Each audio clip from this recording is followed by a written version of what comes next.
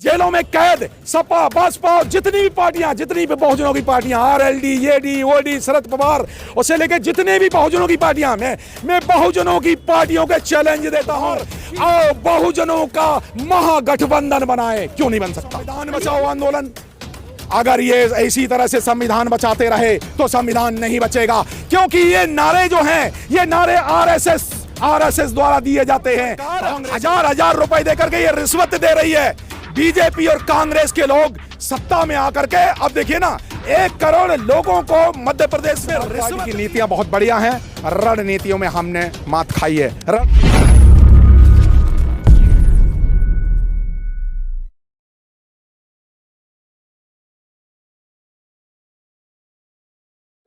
देखना पड़ेगा क्या वो वास्तव में, क्या ये जातियों की जेलों में कैद लोग, ये जातियों की जेलों में कैद पार्टियां, जातियों की जेलों में कैद पार्टियां क्या 2024 में जनगणना के मुद्दे पे लड़ पाएंगे इलेक्शन?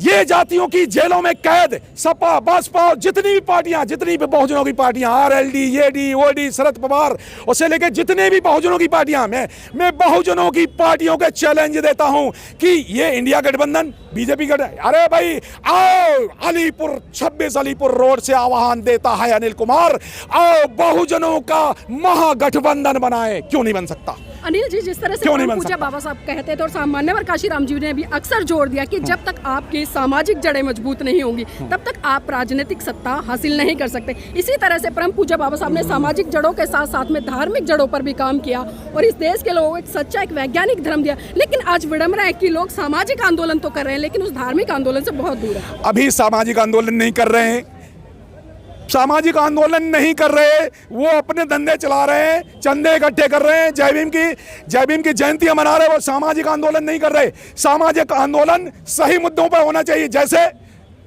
इन्होंने, जय भीम करने वालों ने आंदोलन चलाया, आरक्षण बचाओ आंदोलन। क्या आरक्षण बचा? मैं प्रश्न पूछता हूं, जितने भी आरक्षण बचाओ आंदोलन करने वाले जय भीम वालों से प्रश्न करता हूं, क्या आरक्षण बचा? नहीं बचा। तो फिर आजकल ये नया एक कि संविधान बचाओ आंदोलन, अगर ये इसी तरह से संविधान बचाते रहे तो संविधान नहीं बचेगा, क्योंकि ये नारे जो हैं, ये नारे आरएसएस द्वारा दिए जाते हैं, कांग्रेस और बीजेपी द्वारा दिए जाते हैं, और हमारे बिना पढ़े लिखे ना समझ लोग इन नारों को लेके चल जाते हैं। कभी आरक्षण बचाओ आंदोलन, कभी साहब ये संविधान बचाओ आंदोलन। संविधान कहाँ जा रहा है? कहीं नहीं जा रहा। आरक्षण कहाँ जा रहा है? कहीं नहीं जा रहा। अपनी सरकार बनाओ, अपनी सरकार बनाओ। अरे भाई, मान्यवर काशीराम साहब कहते हैं अपने वोट की कीमत बहन बेटियों से ज्यादा समझो ना। तो क्या ये जय भीम करने वालों ने, यहाँ मान्यवर काशीराम साहब का नाम लेने वालों ने, इन्होंने क्या अपने वोट की कीमत बहन बेटियों से कम समझी क्या? ये क्यों बंटते? मेरा प्रश्न बड़ा यही है, काउंटर क्वेश्चन है। जो वोट देने वाला तो वो एक है, मगर नेता एक तो हो जाए। नहीं तो फिर भारत के वोटर को ये देखना चाहिए ना कि वो क्या उसके वोट की कीमत, क्या उसके वोट की कीमत 5 किलो अनाज है? तो जानते हैं। नहीं, लाडली योजना से मान्यवर तो जानते हैं, हाँ। मगर आप लोग इकट्ठे नहीं है। नहीं, आप लोग की जो संख्या है लाखों में पहुंची। नहीं, मैं इस बात से सहमत नहीं। मैं इस बात से इसलिए सहमत नहीं हूँ, मैं इसलिए मान्यवर काशीराम साहब कहा करते थे मनी मीडिया माफिया। अब सरकार हजार रुपए देकर के ये रिश्वत दे रही है बीजेपी और कांग्रेस के लोग सत्ता में आकर के। अब देखिए ना, 1 करोड़ लोगों को मध्य प्रदेश में रिश्वत दी, हजार रुपए 6 महीने पहले से रिश्वत दी तो उन्होंने वोट दिए। मामला है। और मीडिया, लेट मी कंप्लीट, बिल्कुल ठीक कह रहे हैं। मीडिया में बहुजन मीडिया, 2 तरह के मीडिया, मनवादी मीडिया और बहुजन मीडिया। तो क्या कारपोरेट मीडिया, ये टीवी चैनल वाले लोग क्या बहुजनों की बात करते हैं? बहुजनों की कोई समस्या उठाते हैं? एनडीटीवी से लेकर कोई नहीं, कोई बात बहुजनों की समस्याओं पे कोई बात नहीं करता।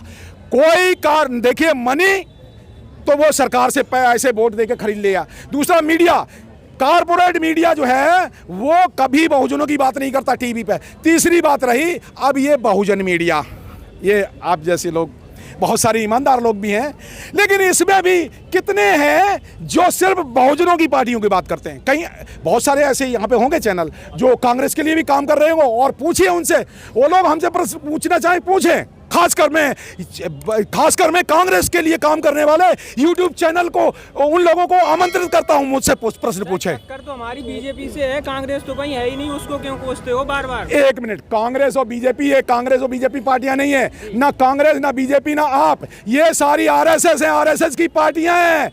हमें देखना है मनवादी पार्टियां या बहुजन। तो भी आरएसएस की वजह से बनी, क्या? बीजेपी की वजह से बनी। बहन जी मुख्यमंत्री जितनी बार बनी बीजेपी की वजह से। अच्छी बात है। देखिए माननीय काशीराम साहब इस बात में कहते हैं, हाँ उनसे ये प्रश्न पूछा गया, मैं उनकी भाषा में बात दूंगा, मैं तो कैडर हूं माननीय काशीराम साहब का, उनकी भाषा में जब हाँ हम अपॉर्चुनिस्ट हैं, हम अपॉर्चुनिस्ट हैं। अगर सत्ता में सरकार चाहे बीजेपी से बने या कांग्रेस से बने, जिससे बने, अगर बहुजन सत्ता में आते हैं उन्हें बनानी चाहिए सरकार, बिल्कुल बनानी चाहिए। आ रहे हो और बार बार बातों को घुमा रहे हो। कौन? घुमा रहे हो, तो इस मुद्दे पर सफाई दीजिए कि जो मन के राज्यों पर आपकी इतनी बहुत भारी बढ़िया, हार हुई है। बड़ा जबरदस्त प्रश्न है। बड़ा एक मिनट उनका, एक मिनट, पार्टी बीएसपी रहेगी या नहीं रहेगी? एक मिनट उनको नहीं, पहला मन के हारे हार है और मन के जीते जीत ये मेरा नहीं है। मनोपमंगमो धम्मो मनोशक्त्या मनोमया ओ मनसा जा पदथेनि भासति वा करोति वा ततो न सुखम मनवेति चक्को वा भेदो। ये बुद्ध का है मन, रैदास का है, कबीर का है, मन के हारे हार है, मन के जीते जीत। समझे? तो जब तक बहुजन समाज पार्टी एक आंदोलन है, ना तो ये कभी हारे हैं और ना कभी हारेंगे। वजूद खतरे में, आप कह रहे हैं वजूद खतरे में। देखिए ये तो आप कह रहे हैं, आप कह रहे हैं ना क्या 2024 में? ये तो बहुत पहले कह रहे थे, ये बहुत बढ़िया बात है।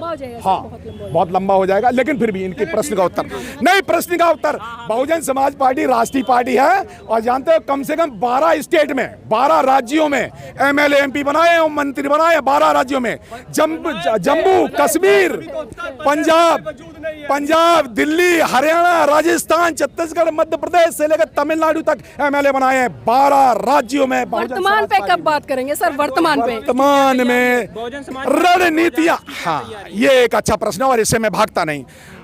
बहुजन समाज पार्टी की नीतियां बहुत बढ़िया हैं, रणनीतियों में हमने मात खाई है। रणनीतियां जैसे बस्ते का, एक समस्या है बस्ते की समस्या, दूसरी समस्या है कैडर की समस्या, जो माननीय काशीराम साहब के समय चलती थी वो कैडर दोबारा से अब चालू होंगे। तीसरी समस्या है बहुजन मीडिया की, चौथी समस्या है यंग जनरेशन से जोड़ने की, और पांचवी समस्या है जो महिलाओं को जोड़ने की, जो अभी तक वो रिश्वत में 5 किलो अनाज में बेचारे भटक जाते हैं, उनको किस तरह से हम फोल्ड बनाए। ये एक चैलेंज है और इसको स्वीकार करना चाहिए, बिल्कुल स्वीकार करना चाहिए। बाबा साहब की बात को पूरा कर लेंगे। बाबा साहब ने ये कहा था कि अगर मेरा चरित्र ठीक नहीं होता तो ये कांग्रेसी लोग मुझे फाड़ के खा जाते।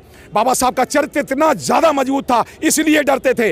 मान्यवर काशीराम साहब का चरित्र इतना मजबूत था इसलिए मान्यवर काशीराम साहब की तूती बोलती थी। आज नेता लोगों का कैरेक्टर नहीं है जो बहुजन आंदोलन चला रहे हैं, बहुजनों की पार्टियां हैं, जो भी बहुजनों की पार्टियां हैं उनका चरित्र नहीं है, और जब चरित्र नहीं है तो जनता में विश्वास नहीं है।